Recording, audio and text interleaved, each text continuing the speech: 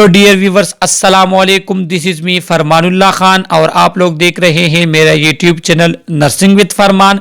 आज की इस इम्पॉर्टेंट वीडियो में हम माइक्रोबायोलॉजी के यूनिट नंबर फर्स्ट को एक्सप्लेन करेंगे जिसका नेम है इंट्रोडक्शन टू माइक्रोबायोलॉजी। और आज की इस वीडियो में हम इस यूनिट को डिटेल के साथ एक्सप्लेन करेंगे और इसके जो इम्पोर्टेंट पॉइंट्स है तो हम उन पॉइंट्स को भी मेंशन करेंगे ताकि आने वाले एग्जाम्स में आपके लिए आसानी हो। इस यूनिट को अच्छे से एक्सप्लेन करने के लिए हमने 3 पार्ट्स में डिवाइड किया है। पार्ट फर्स्ट का वीडियो लेक्चर ये है, पार्ट सेकंड और थर्ड का वीडियो लेक्चर ऑलरेडी मेरे यूट्यूब चैनल पे मौजूद हैं, वहां से आप इस यूनिट के सेकंड और थर्ड पार्ट को देख सकते हैं। और इसके सेकंड और थर्ड पार्ट्स के वीडियोस लेक्चर के लिंक मैंने इस वीडियो के डिस्क्रिप्शन में दिए हैं, तो वहीं से भी आप इजीली इस यूनिट के रिमेनिंग पार्ट्स देख सकते हैं। तो अब हम एक्सप्लेन करेंगे इस यूनिट के फर्स्ट पार्ट को। और इस यूनिट को एक्नॉलेज किया है सर हाफिज अहमद लुबाब साहब, जो कि हमारे पास फैकल्टी हैं institute of nursing science Khyber medical university Peshawar के। ये इस यूनिट के ऑब्जेक्टिव्स हैं। तो आज की इस फर्स्ट पार्ट में हम क्या करेंगे, इस यूनिट के ये 2 ऑब्जेक्टिव्स को कवर करेंगे कि यूकैरियोटिक सेल कौन से होते हैं, प्रोकैरियोटिक सेल कौन से होते हैं और इनमें डिफरेंस क्या है। सेकेंड हमारी जो ऑब्जेक्टिव होगी तो basic properties and classification of viruses, viruses के डिफरेंट टाइप्स कौन कौन से हैं और उन टाइप्स की प्रॉपर्टीज कौन कौन सी हैं। तो ये 2 ऑब्जेक्टिव्स को आज के इस फर्स्ट पार्ट में हम डिटेल के साथ एक्सप्लेन करेंगे और इनके जो एमसीक्यूज हैं, जो इंपॉर्टेंट पॉइंट्स हैं, उनको मेंशन करेंगे। जो रिमेनिंग ऑब्जेक्टिव्स हैं वो हमने इस यूनिट के रिमेनिंग पार्ट्स ऑफ वीडियोस में एक्सप्लेन की हैं, जो कि आप लोगों को मेरे चैनल पे मिलेंगी। फर्स्ट हमारे पास है prokaryotic cell. Prokaryote is a Greek word, pro means before and karyons mean nut और कर्नल। तो प्रोकैरियोट जो है हमारे पास ग्रीक वर्ड से निकला है। प्रो कहते हैं बिफोर को, किरान लफ्जी मानी है नट के। तो प्रोकैरियोट ऐसे ऑर्गेनिजम्स होते हैं जो ऐसे सेल पे मुश्तमिल हैं जिसको प्रोकैरियोटिक सेल कहते हैं। और उन सेल में प्रॉपर न्यूक्लियस नहीं होता। उन सेल का जो न्यूक्लियस है, जो न्यूक्लियस हमारे पास सेल का एक मेन इंपॉर्टेंट पार्ट है जो आप लोग एफएससी में ऑलरेडी पढ़ भी चुके हैं। तो इन प्रोकैरियोट सेल में जो न्यूक्लियस होता है तो उसके ऊपर प्रॉपर न्यूक्लियर मेम्ब्रेन नहीं होती, लिहाजा इस तरह सेल को हम कहते हैं कि उसमें प्रॉपर न्यूक्लियस नहीं है। Prokaryotes are organism with primordial nucleus. Prokaryote ऐसे ऑर्गेनिजम्स होते हैं जिसमें प्रॉपर न्यूक्लियस नहीं होता। They have a much simpler morphology than eukaryotic cell and lack a true membrane bound nucleus and cell organelles like mitochondria, Golgi bodies, endoplasmic reticulum etcetera. तो जिस तरह आप लोगों को पता है, अगर पता नहीं है तो स्ट्रक्चर ऑफ सेल आप लोग पढ़ लें। ये जो नीचे आपको दिया भी गया है कि सेल जो हमारे पास होता है तो उसमें न्यूक्लियस भी होता है, उसमें सेलुलर ऑर्गेनेल्स होते हैं जिसमें माइटोकॉन्ड्रिया आता है, जिसमें गोल्गी बॉडीज, एंडोप्लाज्मिक रेटिकुलम आते हैं, जिसके इर्द गिर्द मेम्ब्रेन होते हैं। लेकिन जो प्रोकैरियोट्स होते हैं सेल, उसमें ना तो मेम्ब्रेन बॉन्डेड न्यूक्लियस होता है, न्यूक्लियस के ऊपर मेम्ब्रेन बॉन्ड न्यूक्लियस नहीं होता, और वो सेलुलर ऑर्गेनेल्स या वो सेल ऑर्गेनेल्स जिसके ऊपर मेम्ब्रेन होता है तो वो भी प्रोकैरियोट सेल में नहीं होते। Simply true membrane bound nucleus नहीं होता। Mitochondria, Golgi body, endoplasmic reticulum, ये सेल ऑर्गेनेल्स भी प्रोकैरियोटिक सेल्स में नहीं होते। ये आप लोग एमसीक्यूज के लिए याद रख लें। All bacteria and archaea are prokaryotics. जितने भी बैक्टीरिया हैं और आर्किया हैं तो ये क्या हैं, ये प्रोकैरियोटिक्स हैं। तो आपको एमसीक्यूज के लिए ये भी याद होना चाहिए कि बैक्टीरिया यूकैरियोट हैं या प्रोकैरियोट, तो ये प्रोकैरियोट हैं। सिंपल एमसीक्यूज आपके पास आ सकता है। अब बैक्टीरिया का नाम तो आप लोगों ने सुना है, लेकिन आर्किया किसे कहते हैं? तो आर्किया एक ऐसे माइक्रो ऑर्गेनिजम्स होते हैं जो होते बैक्टीरिया की तरह हैं, लेकिन उनकी इवोल्यूशन जो हुई है वो डिफरेंट तरीके से हुई है। हम कहते हैं ना कि हर एक चीज की इवोल्यूशन होती है, इवोल्यूशनर थ्योरी जो आप लोगों ने पढ़ी है एफएससी में। तो आर्किया जो है ये भी बैक्टीरिया की तरह होते हैं, लेकिन उनकी जो इवोल्यूशन हुई है वो अलग तरीके से हुई है, वो डिफरेंट तरीके से हुए हैं, तो इसलिए ये एक अलग ग्रुप में आ जाते हैं। तो यहां पे आपको इन एमसीक्यूज का पता होना चाहिए कि प्रोक्रियाट ये ग्रीक वर्ड से निकला है। ये हमारे पास क्या है, ये प्री मॉडर्न न्यूक्लियस, मतलब इसमें प्रॉपर न्यूक्लियस नहीं होता, इसमें सेलुलर सेल ऑर्गेनेलिज इसमें नहीं होते, और बैक्टीरिया और आर्किया जो है ये प्रोक्रियाट से ताल्लुक रखते हैं, या इसका सेल जो है वो प्रोक्रियाटिक सेल होता है।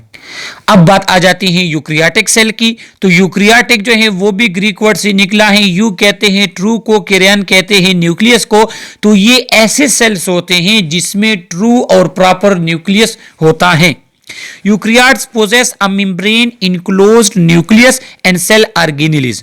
जो यूक्रियाटिक सेल होते हैं इनका जो न्यूक्लियस होता है उसके ऊपर प्रॉपर मेम्ब्रेन होती है, और यूक्रियाट सेल में प्रॉपर सेल ऑर्गेनेलिज भी होते हैं, जिस तरह माइटोकॉन्ड्रिया हो गया, गोल्गी बॉडी हो गई, एंडोप्लाज्मिक रेटिकुलम हो गया। तो ये क्या है, ये हमारे सेल के पार्ट्स हैं, इनको हम सेल ऑर्गेनेलिज कहते हैं, और ये हर पार्ट या हर ऑर्गेनेली अपना प्रॉपर फंक्शन परफॉर्म करता है। जिस तरह माइटोकॉन्ड्रिया को power house of the cell कहते हैं, ये एनर्जी प्रोड्यूस करता है।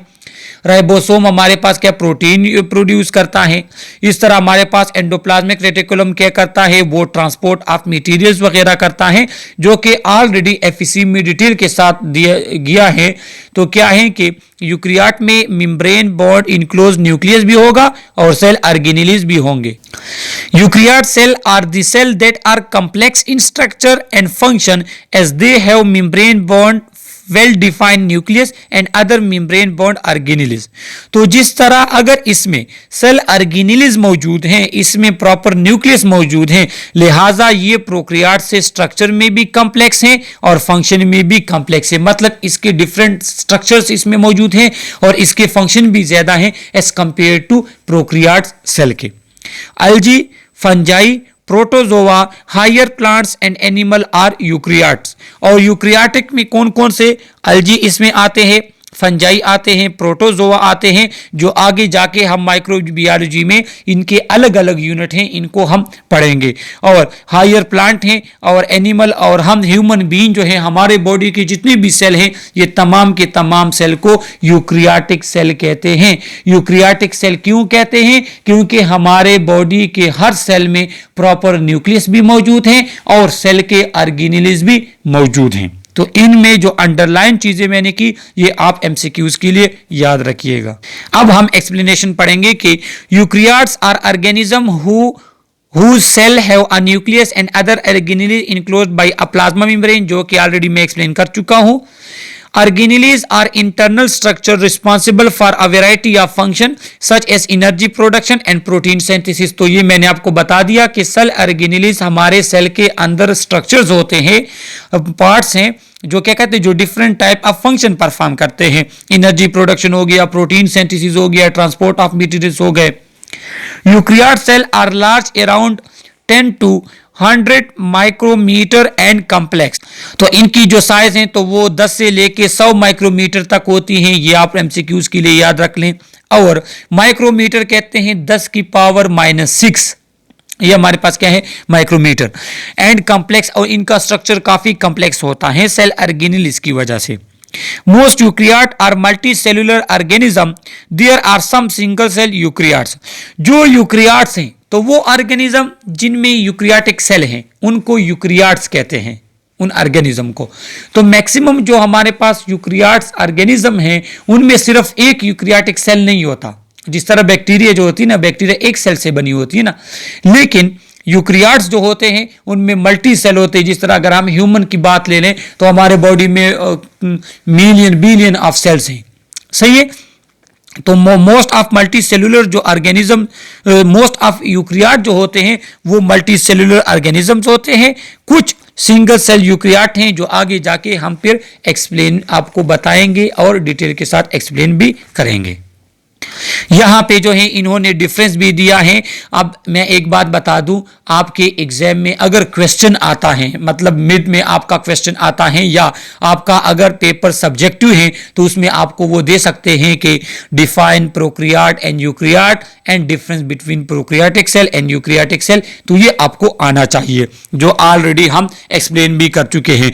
प्रोकैरियोट्स जो होते हैं उनका जो सेल होता है उसमें न्यूक्लियस नहीं होता, यूकैरियोटिक की सेल में न्यूक्लियस होता है। इसमें मेम्ब्रेन बॉन्डेड स्ट्रक्चर्स नहीं होते हैं, इसमें मेम्ब्रेन बॉन्डेड स्ट्रक्चर्स होते हैं।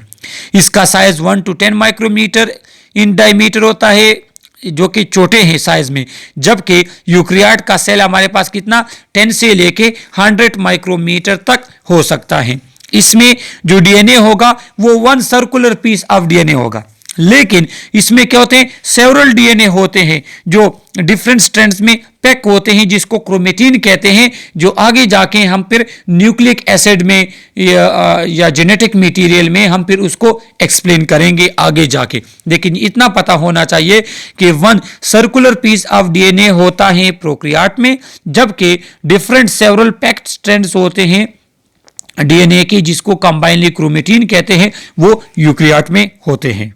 अब कुछ ऐसी चीजें जो दोनों में सेम है, तो वो ये कि दोनों में प्लाज्मा मेम्ब्रेन होता है, दोनों में साइटोप्लाज्म होता है। साइटोप्लाज्म हमारे सेल का फ्लूइड पार्ट है। दोनों में जेनेटिक मटेरियल होते हैं, यहां पे भी हैं वहां पे भी हैं, शेप चेंज है लेकिन दोनों में है। राइबोसोम दैट मेक प्रोटीन, तो दोनों में राइबोसोम भी है। प्रोकैरियोट में भी राइबोसोम है जो प्रोटीन की प्रोडक्शन करता है, यूकैरियोट में भी राइबोसोम है जो प्रोटीन की प्रोडक्शन करता है। तो ये सिमिलर कैरेक्टरिस्टिक्स है। बाकी ये जो साइड पे हमने यहाँ पे आप लोगों को बताया, तो ये क्या है, ये इनमें डिफरेंसेस है। तो ये स्लाइड आपको एमसीक्यूज के लिए याद होना चाहिए। तो यहां तक हमने फर्स्ट ऑब्जेक्टिव को कवर कर लिया। अब सेकंड ऑब्जेक्टिव के पास जाते हैं हम। सेकंड हमारे पास है virus. A virus is a submicroscopic infectious agent that replicate only inside the living cell of the organism. Is a small parasite that cannot reproduce by itself. तो वायरस क्या है? वायरस हमारे पास एक ऐसा माइक्रोस्कोपिक से भी छोटा सब माइक्रोस्कोपिक इन्फेक्शियस एजेंट है जो क्या करता है, जो खुद कुछ नहीं करता और सिर्फ होस्ट में या जिस पर्सन को या जिस एन ऑर्गेनिज्म को ये इफेक्ट करता है उसके अंदर ये क्या करता है, खुद को रिप्रोड्यूस कर सकता है, अकेले कुछ नहीं कर सकता। ये इस तरह के सब माइक्रोस्कोपिक इन्फेक्शियस एजेंट को फिर हम वायरस कहते हैं। कि वायरस एक ऐसा इन्फेक्शियस एजेंट है जो क्या होता है, जो खुद से कुछ नहीं कर सकता, लेकिन जब ये किसी ऑर्गेनिज्म के अंदर जाता है तो उस ऑर्गेनिज्म के बॉडी की मशीनरी को यूज करके क्या करता है, अपनी वो रिप्रोडक्शन करता है, अपनी तादाद बढ़ाता है, उसमें इन्फेक्शन काज करता है और होस्ट को नुकसान पहुंचाता है। पैरासाइट उस एजेंट को कहते हैं जो हमारे बॉडी में आकर हमारे बॉडी से खुद फायदा भी लेता है और हमें नुकसान भी पहुंचाता है। Virus infect all type of life form, animal and plant, micro organism including bacteria. Virus जो है वो तमाम चीजों को जो है इफेक्ट कर सकता है। एनिमल में वो डिजीज काज करता है, ह्यूमन में डिजीज काज करता है, प्लांट में डिजीज काज करता है, जो है इवन दो कि वो माइक्रो ऑर्गेनिज्म और बैक्टीरिया में भी डिजीज काज करता है। बैक्टीरियोफेज जो वायरस होता है ना, वो बैक्टीरिया पे अटैक करता है। क्यों? क्योंकि वो खुद से कुछ नहीं कर सकता जब तक वो होस्ट में जाएगा। अब होस्ट क्या है? वो ऑर्गेनिज्म जिसमें ये डिजीज काज करेगा, तो उसके अंदर जाएगा, फिर उसके बॉडी के पार्ट्स को, उसके सेल के पार्ट्स को यूज करके अपनी तादाद भी बढ़ाएगा और उसमें इंफेक्शन भी काज करेगा, उसको खराब भी करेगा, उसमें डिजीज को भी काज करेगा। अब हमारे पास है साइज। तो a small size has a diameter of about 20 nanometre. Nanometre किसे कहते हैं? 10⁻⁻⁹। तो जो हमारे पास छोटे से छोटा जो हमारे पास वायरस है वो 20 नैनोमीटर का होता है, और इसकी यहाँ पे इन्होंने एग्जांपल दी है पैरो वायरस, जो आगे जाके हम इसको जो है डिटेल के साथ पढ़ेंगे। सेकंड क्या है? A large virus have a diameter of up to 300 nanometre. और जो हमारे पास लार्ज वायरस है उसकी डायमीटर कितनी है? वो 300 नैनोमीटर उसकी डायमीटर है, जिसको पॉक्स वायरस भी कहते हैं। सही है। तो ये फिर आप एमसीक्यूज के लिए याद रख लें कि हमारे पास वायरस एक ऐसा इन्फेक्शियस एजेंट होता है जो सिर्फ होस्ट ही में रिप्लिकेट होता है, और हमारे पास जो स्मॉल साइज का वायरस है तो उसकी साइज और नेम ये है क्लास, और लार्ज है उसकी साइज और ये क्लास है। तो ये आपको एमसीक्यूज के लिए याद होने चाहिए। अब हम पढ़ेंगे वायरस के कुछ प्रॉपर्टीज जो कि एग्जाम के हवाले से इंपॉर्टेंट भी हैं और इंतहाई सिंपल भी हैं। वायरस जो है वो सबसे छोटी इन्फेक्शियस एजेंट है, पहली बात। Second, do not possess cellular organism, इसको हम ए सेलुलर भी कहते हैं क्योंकि इसमें सेलुलर ऑर्गेनिज्म ये नहीं है, इसमें सेल के तमाम पार्ट्स मौजूद नहीं है, ये अकेले एक सेल नहीं होता, ये कुछ भी नहीं कर सकता, इसको ए सेलुलर ऑर्गेनिज्म भी कहते हैं। Obligate intracellular parasite due to lack of enzyme and so depend on synthetic machinery of host cell. क्या होते हैं? इसको ऑब्लिगेट इंट्रासेलुलर पैरासाइट कहते हैं। पैरासाइट ऐसे ऑर्गेनिज्म जो हमारे बॉडी में इंटर होकर हमारे बॉडी को इफेक्ट करे, डिजीज काज करे। ऑब्लिगेट के किस उसको कहते हैं? ऑब्लिगेट इसलिए कहते हैं कि ये खुद कुछ नहीं करेगा, ये जब अपने इन्फेक्शियस ऑर्गेनिज्म के अंदर जाएगा जिसमें ये इन्फेक्शन काज करेगा, अपने होस्ट के अंदर जाएगा, तो ये उसकी मशीनरी को यूज करके अपनी रिप्लिकेशन करेगा, अपने नंबर्स बढ़ाएगा, तादाद बढ़ाएगा। सही है। इसलिए इसको कहते हैं ऑब्लिगेट इंट्रासेलुलर पैरासाइट। ऑब्लिगेट उस जो है एजेंट को कहते हैं जो किसी ऑर्गेनिज्म के अंदर जाकर उसकी मशीनरी, उसके सेल के पार्ट यूज करके क्या कर लेता है, अपनी तादाद बढ़ाकर उसको इफेक्ट करता है। तो जितनी भी वायरस है जो हमारे बॉडी में वायरल डिजीज है, सिंपल जो फ्लू जिसको हमारे पास हो गया या हेपेटाइटिस हो गया, तो वो क्या है, उसमें जितनी भी वो वायरस हैं वो हमारे बॉडी के अंदर जाकर हमारे बॉडी के सेल के पार्ट को यूज करके हमें इफेक्ट करते हैं। इस वजह से इसको ऑब्लिगेट इंट्रासेलुलर पैरासाइट कहते हैं। Contain one type of nucleic acid, इसमें या जो है डीएनए होगा या आरएनए होगा, सिर्फ एक टाइप ऑफ न्यूक्लिक एसिड होता है, दो टाइप ऑफ न्यूक्लिक एसिड इसमें नहीं होते। जिस तरह हमारे बॉडी में होते हैं ना, डीएनए भी होती हैं और आरएनए भी होती हैं। आरएनए प्रोटीन की सिंथेसिस करती हैं, डीएनए हमारे पास डिफरेंट सेल की क्या होते हैं कि उसमें हमारे पास नंबर ऑफ कॉपीज बढ़ती हैं सेल्स की। तो हर सेल में डीएनए भी होता है और आरएनए भी होता है। सही है। लेकिन वायरस में एट अ टाइम सिर्फ वन न्यूक्लिक एसिड हो सकता है, या तो आरएनए वायरस होंगे या डीएनए वायरस होंगे, जो आगे जाके हम एक्सप्लेन करेंगे। The nucleic acid is enclose in a protein shell, इसका जो न्यूक्लिक एसिड होता है उसके इर्द गिर्द एक प्रोटीन शेल होता है। इसका हमारे बॉडी का यूकैरियोट्स जो हमारे बॉडी के जो सेल हैं उसमें जो डीएनए आरएनए होता है, डीएनए जो होता है वो कहाँ पे होता है, वो होता है हमारे न्यूक्लियस के अंदर। लेकिन चूंकि इसमें न्यूक्लियस नहीं होता, लिहाजा इसमें न्यूक्लिक एसिड के इर्द गिर्द एक प्रोटीन शेल होती है। Multiplying by complex process called replication and not binary fission, ये क्या होता है?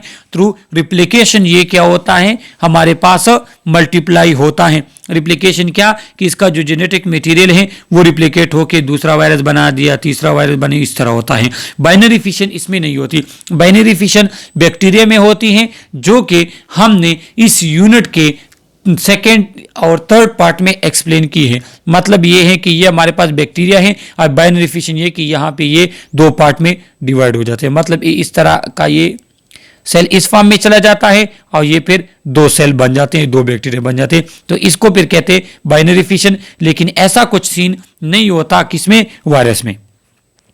Unaffected by antibiotic sensitive to interferon, interferon हमारे पास ऐसा प्रोटीन जो हमारी बॉडी प्रोड्यूस करती है। सही है। हमारे बॉडी जो है प्रोड्यूस करती है, और वायरस जो है इसके लिए एंटीबायोटिक यूज नहीं कर सकती, एंटीबायोटिक इस पे असर ही नहीं करती।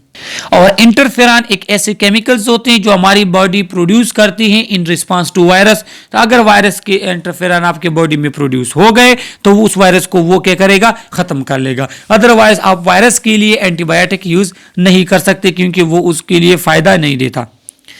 They have no metabolic activity outside the cell and hence referred as virion.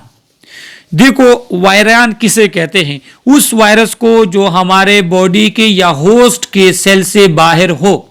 तो जब वायरस होस्ट के सेल से बाहर होगा तो इसको हम वायरान कहेंगे, extra cellular infectious virus particle जिसको कहते हैं, और ये कुछ भी नहीं कर सकेगा। सही है। तो ये क्या है, ये वायरस के प्रॉपर्टीज हैं। एमसीक्यूज के लिए आपने हर एक प्रॉपर्टी को याद रखना है, सिंपल है, इतनी मुश्किल नहीं है। ये सारे एफईसी में आप लोगों ने पढ़ा है, क्योंकि वहां पे वायरस का जो यूनिट था उसमें ये सारी चीजें मौजूद थी। अब आ जाते हैं मॉर्फोलॉजी पे। मॉर्फ कहते हैं स्ट्रक्चर, लॉजी कहते हैं स्टडी, मॉर्फोलॉजी स्ट्रक्चर हम इसमें स्टडी करेंगे डिफरेंट वायरस के। Most viruses have an additional covering of lipid around their nucleocapsid which is known as viral envelope। देखो, एक तो उनका जेनेटिक मटेरियल के ऊपर क्या होता है, मतलब या डीएनए या आरएनए, तो उसके ऊपर क्या होते हैं, न्यूक्लियोकैप्सिड होता है। लेकिन इसके अलावा मैक्सिमम वायरस के इर्द गिर्द एक क्या होता है, एक हमारे पास कवरिंग होती है लिपिड की, और उसको क्या कहते हैं, उसको वायरल इन्वेलप कहते हैं। The complete viral particle is known as virion. एक कंप्लीट वायरल पार्टिकल को वायरान कहते हैं, और यही वायरान जब हमारे बॉडी में इंटर होके डिजीज वगैरह काज करे तब इसको वायराइड या वायरस कहते हैं। सही है। साइज इसकी क्या है, virion range in size from 20 to 300 nanometre. The largest virus is pox virus that is 300 nanometre and smallest is parvo virus जो हमारे पास 20 नैनोमीटर है। तो ये आप इसका एमसीक्यूज के लिए याद कर सकते हैं, आपके पास सिंपल एमसीक्यूज ये लेकर आ सकते हैं। इसकी जो शेप है, the shape virus varies in different group of virus. Most animal viruses are spherical, some are irregular, some are polymorphic। क्या होते हैं कि ये डिफरेंट शेप के होते हैं। कुछ हमारे पास स्फेरिकल होते हैं बाल की तरह, कुछ इरेगुलर स्ट्रक्चर में होते हैं, डिफरेंट साइड्स उसके होते हैं, और कुछ हमारे पास पॉलीमॉर्फिक होते हैं, मल्टीपल शेप के साथ हमारे पास क्या होते हैं, वायरसेस हो सकते हैं। शेप ऑफ डिफरेंट वायरस जो यहाँ पे दिया है, तो जो हमारे पास रेबीज वायरस ग्रुप है, रेबीज जो वायरल ग्रुप हैं, तो वो बुलेट शेप होते हैं। बुलेट शेप वो हमारे पास क्या होते हैं, वायरस होते हैं। एक हमारे पास होते हैं ब्रिक शेप, वो पॉक्स वायरस हैं। उनकी जो शेप होती है तो वो इस तरह कुछ होती है, उनकी जो शेप होती है। तो ये क्या है, ये ब्रिक शेप वायरस। ये कौन से हैं, ये हमारे पास पॉक्स वायरस हैं। रॉड शेप जो हमारे पास होते हैं वो क्या है, वो टोबैको मोज़ेक वायरस हैं, जो आगे स्लाइड में आ रहा है, मैं आपको पिक्चर में दिखा दूंगा। तो यहां पे एमसीक्यूज के लिए आपको इन शेप का पता होना चाहिए कि bullet shape virus rabies virus, pox virus वो ब्रिक शेप है, रॉड शेप जो वायरस है वो टोबैको मोज़ेक वायरस है। तो ये आप लोगों को एमसीक्यूज के लिए पता होना चाहिए।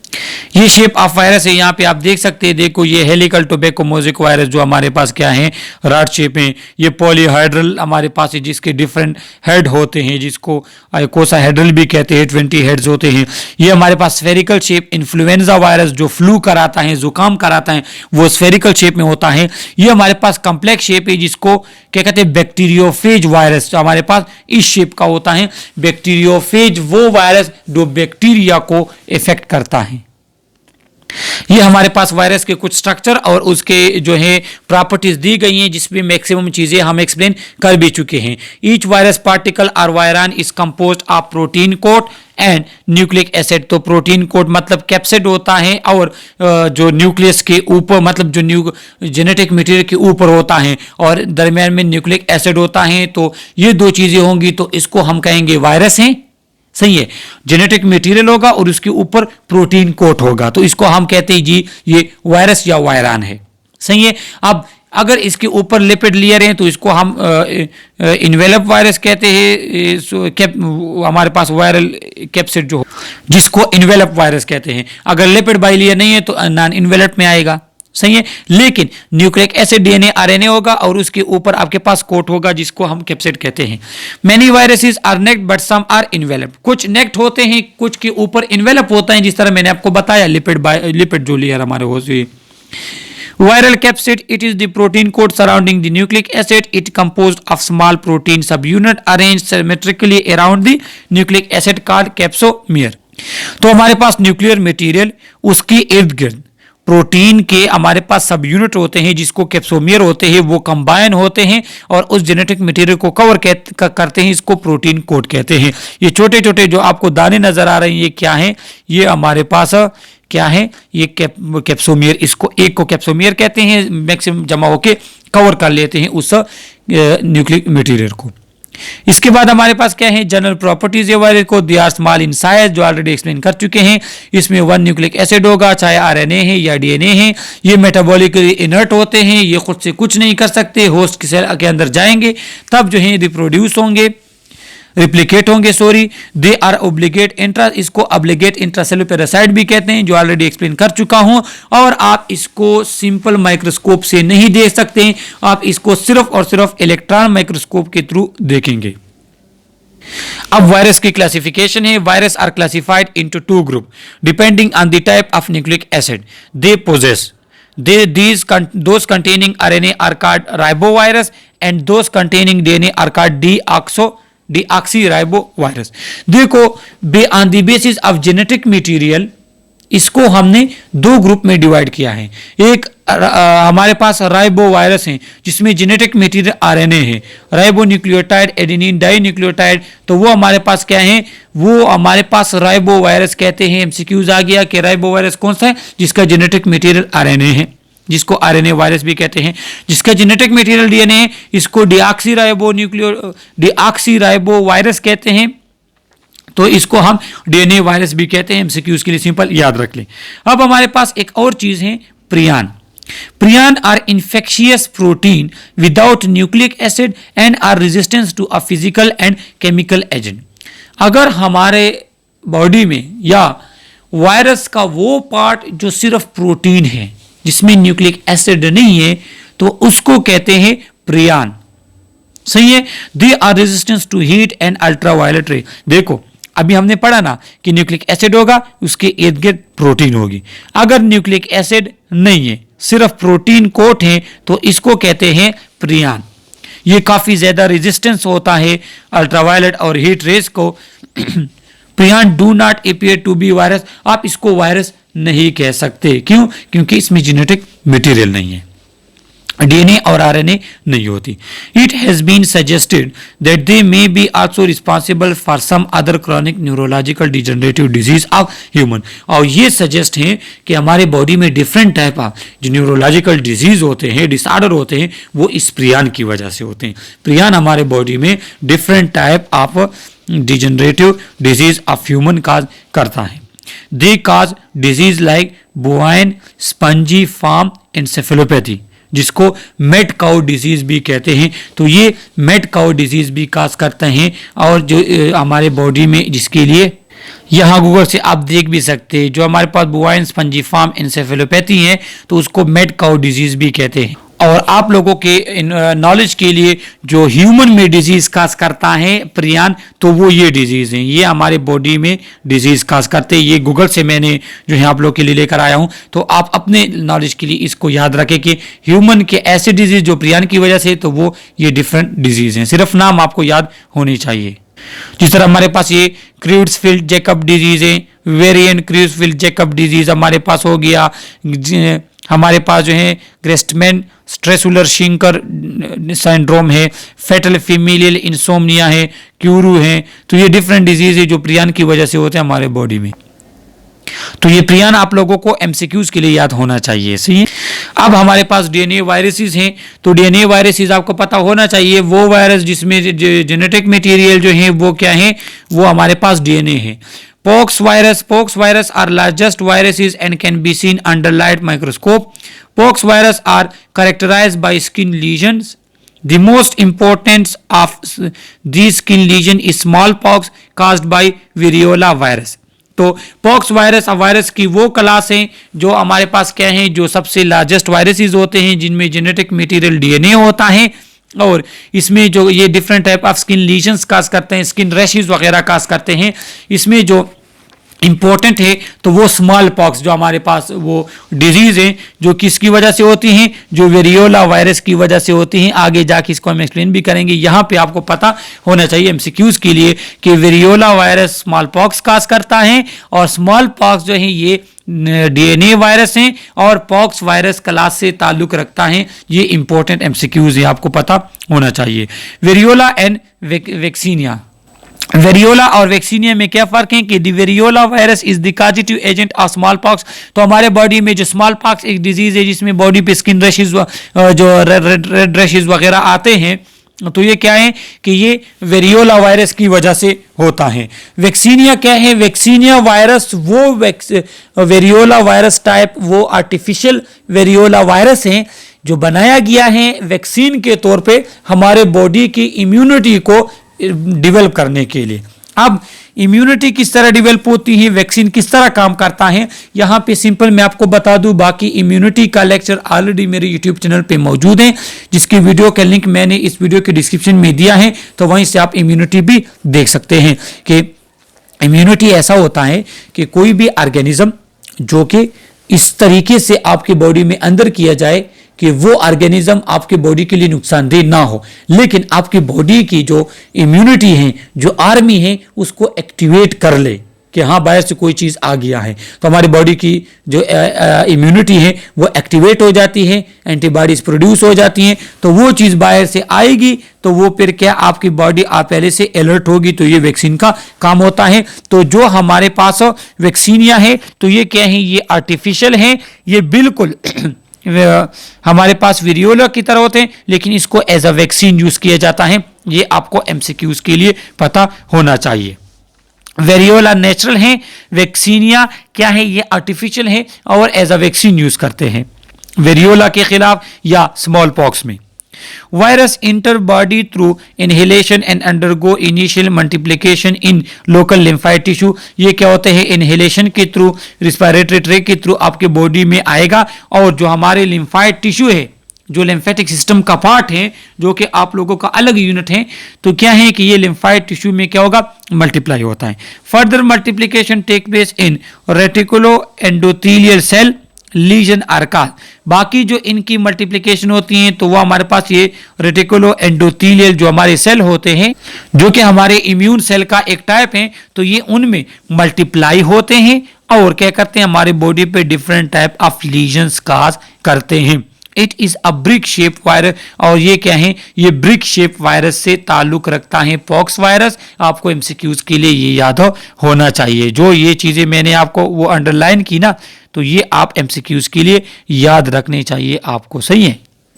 इसके बाद हम हर्प्स वायरस पे आ जाते हैं। Herpes wired family contain 100 species and envelope DNA virus that effect human and animal. ये हमारे पास जो हर्प्स वायरस होते हैं तो ये एक ऐसी फैमिली है जिसमें तकरीबन 100 स्पीशीज हैं, 100 डिफरेंट टाइप ऑफ हमारे पास क्या है, वायरसेस हैं, और ये डीएनए वायरसेस होते हैं, इन्वेलप भी होते हैं, इसके ऊपर वो लिपिड लेयर भी होता है। Herpes viruses are icosahedral enveloped viruses and contain double stranded genome।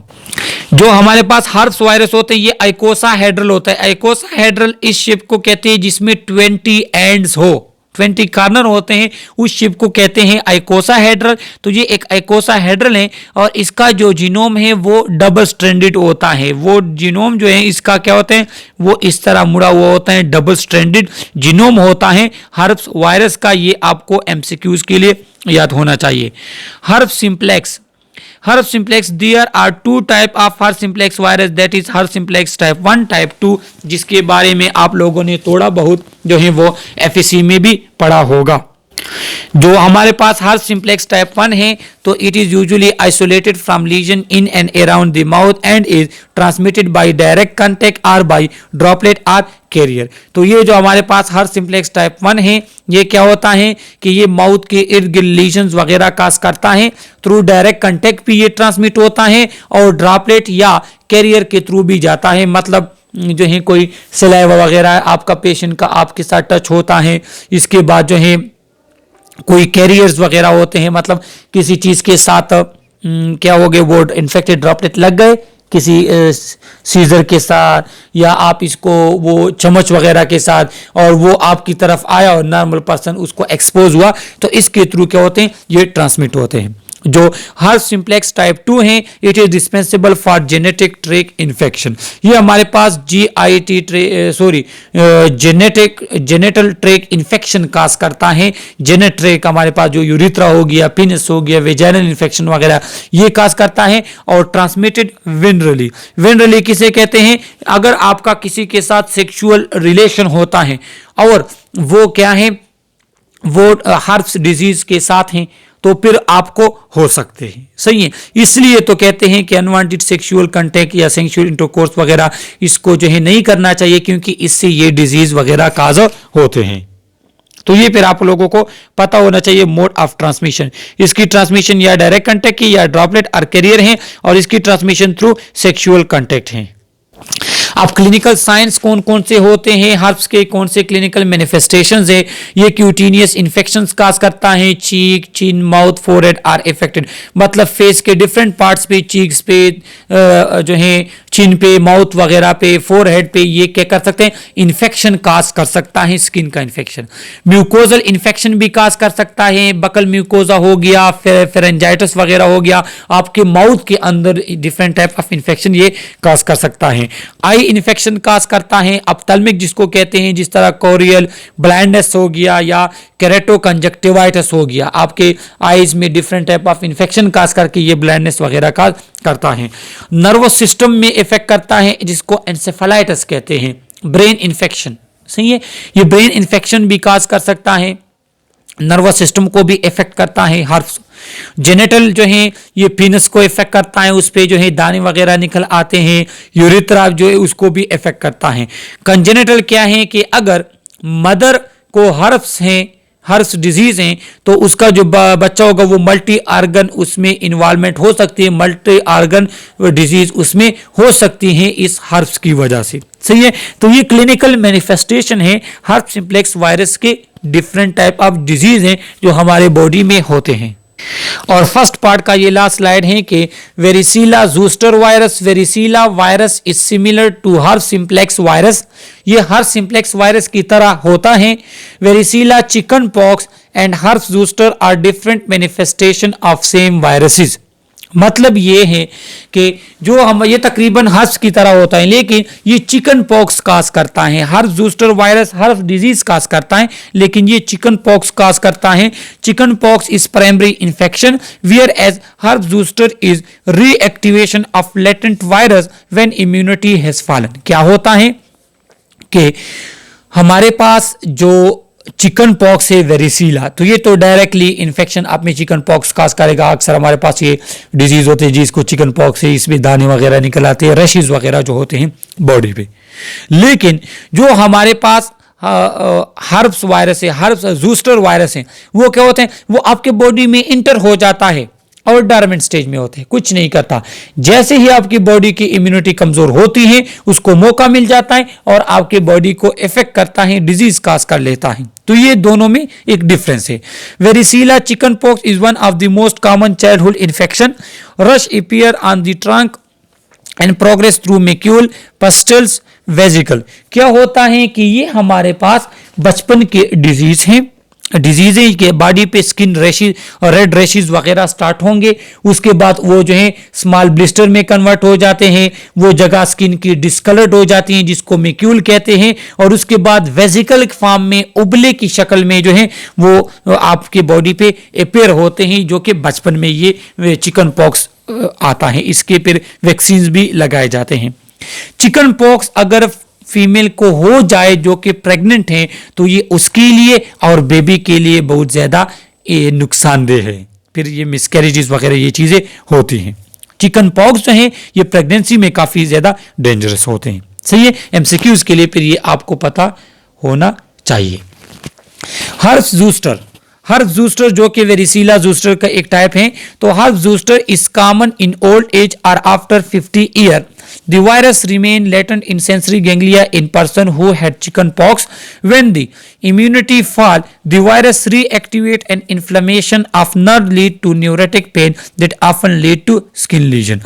क्या होता है कि जो हर्प्स जूस्टर वायरस होता है, ये अगर किसी पर्सन में चिकन पॉक्स हो जाए तो ये वायरस उसके बॉडी में रह जाता है, और जब वो 50 साल या इससे उसकी एज बढ़ जाती है तो फिर क्या होता है कि ये वायरस को मौका मिल जाता है, ये आपकी इम्यूनिटी से मजबूत हो जाता है, उस पे अटैक करके डिफरेंट न्यूरेटिक पेन काज करता है और आपकी स्किन पे जगह जगह पे लीजन स्टार्ट हो जाती हैं। इसलिए बूढ़े शख्स जो हैं आप देख लेना, उसके बॉडी पे जगह जगह पे रेड निशान भी होते हैं और वो पेन भी करती हैं, तो वो इस हर्ब ज़ूस्टर वायरस की वजह से करती हैं। सही है।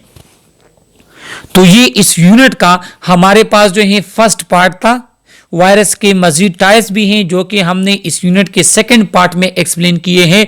तो इस यूनिट के रिमेनिंग पार्ट्स देखने के लिए जो है ना आप लोग इस यूनिट के वीडियोस के डिस्क्रिप्शन में भी जाके लिंक के थ्रू देख सकते हैं या मेरे यूट्यूब चैनल पे सर्च भी कर सकते हैं। नर्सिंग से रिलेटेड या पैरामेडिक से रिलेटेड तमाम लेक्चर्स की वीडियोस आप लोगों को मेरे यूट्यूब चैनल पे मिलेंगी। बाकी इंफॉर्मेशन और एमसीक्यूज की वीडियोस भी आपको मेरे यूट्यूब चैनल पे मिलेगी। अगर आप लोगों ने मेरा यूट्यूब चैनल सब्सक्राइब नहीं किया तो चैनल को भी सब्सक्राइब करें, बेल आइकन प्रेस करें ताकि हर आने वाली वीडियो का नोटिफिकेशन आपको मिल सके।